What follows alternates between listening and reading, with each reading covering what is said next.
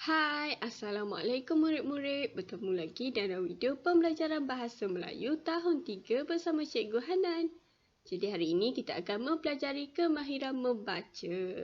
Murid-murid dah bersedia? Kalau dah, seperti biasa, jom kita nyanyi dulu. Lagu ni adalah lagu Rasa Sayang. Jom kita nyanyi bersama Didi.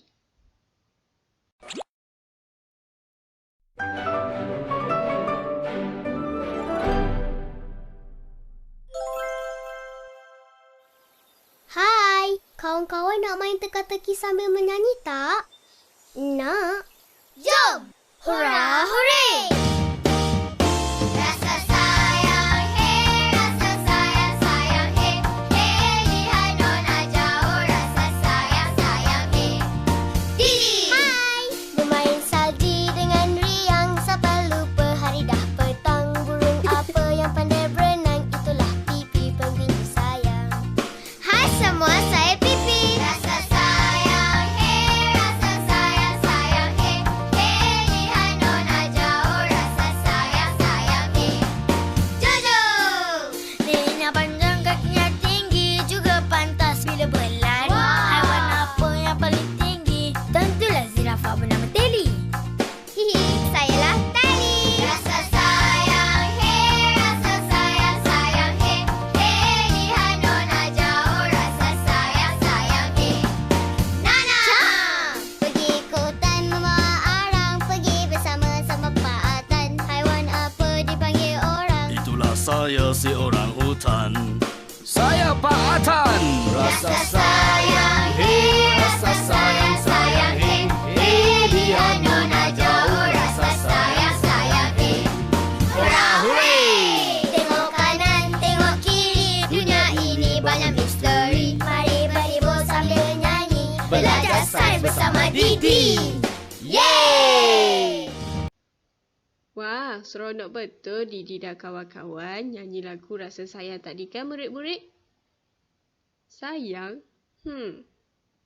Murid-murid pernah terfikir apa yang dimaksudkan dengan perkataan sayang?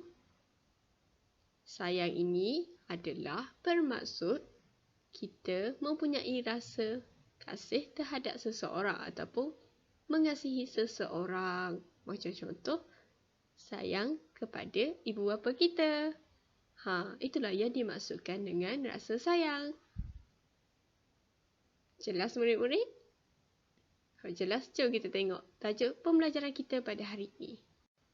Baiklah murid-murid, tajuk pembelajaran kita pada hari ini ialah kemahiran membaca.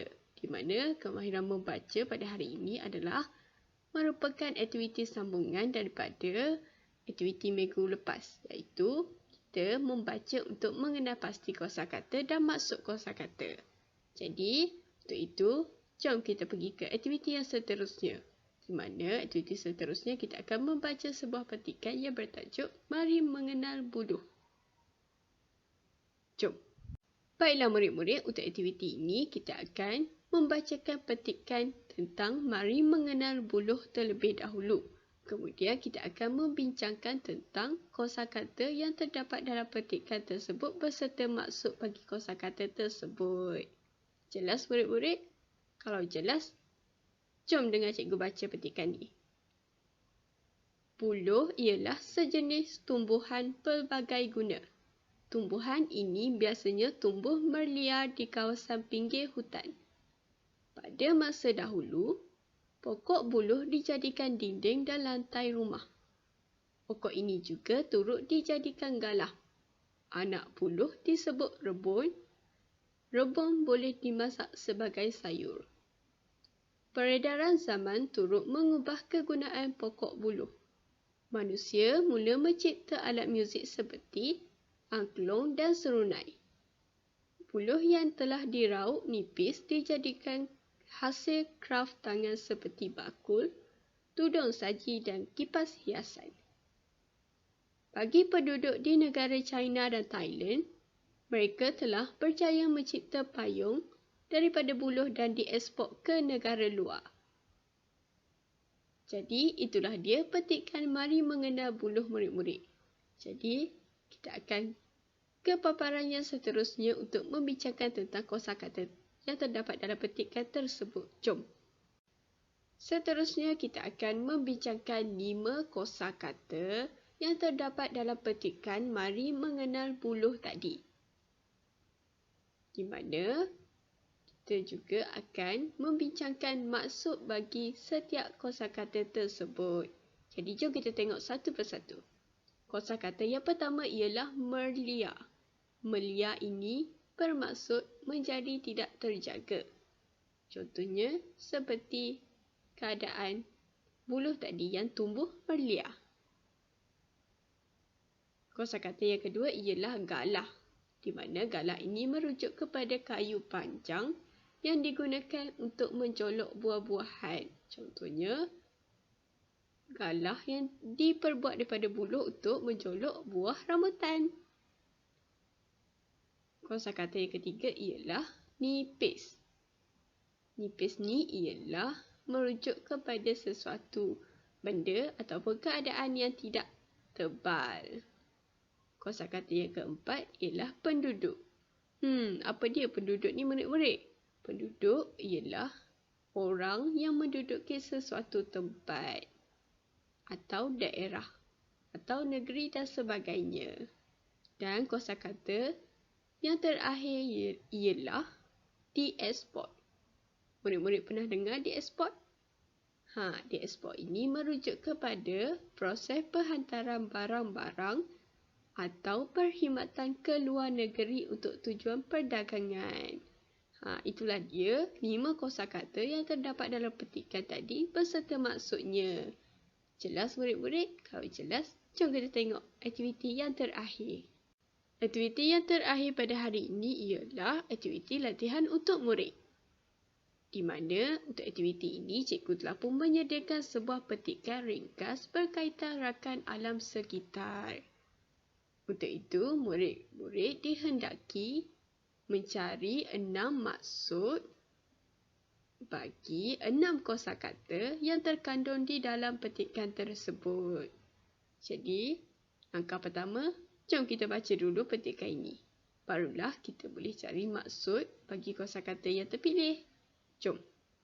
Hanif telah menyertai aktiviti yang dianjurkan oleh rakan alam sekitar ataupun juga dikenali sebagai RAS di sekolahnya. Hanif berpeluang untuk mempelajari cara-cara membuat berbola lumpur yang mengandungi mikroorganisma efektif atau dikenali sebagai EM. Berbola lumpur boleh merawat air yang tercemar. Berbola tersebut tidak berbahaya kepada hidupan akuatik. Berbola lumpur dimasukkan ke dalam air yang tercemar. Air yang berlumpur dan berbau akan jernih serta bersih. Keadaan ini menjadikan hidupan akuatik lebih berkualiti. Jadi itulah dia petikan ringkas berkaitan rakan alam sekitar. Jadi 6 kosakata yang terkandung di dalam petikan tersebut ialah pertama, berpeluang, kedua, lumpur, yang ketiga, merawat, yang keempat, berbahaya, yang kelima, akuatik dan yang keenam adalah tercemar. Itulah dia 6 kosakata yang perlu murid mencari maksudnya. Jelas murid-murid? Kalau jelas, itu sahaja. Pembelajaran kita pada hari ini telah pun berakhir. Untuk rumusannya, jom imbas kembali. Pada hari ini, murid-murid telah pun mempelajari tentang kemahiran membaca, iaitu mengenal pasti kosakata beserta maksudnya. Selain itu, murid-murid juga mempunyai pengetahuan baharu, terutamanya berkaitan buluh dan juga rakan alam sekitar. Untuk itu, cikgu berharap agar murid-murid dapat memahami tajuk pembelajaran kita pada hari ini dan juga dapat menambah kosakata murid melalui pembacaan tadi. Untuk itu, terima kasih. Jumpa lagi. Bye. Jangan lupa untuk siapkan tugasan.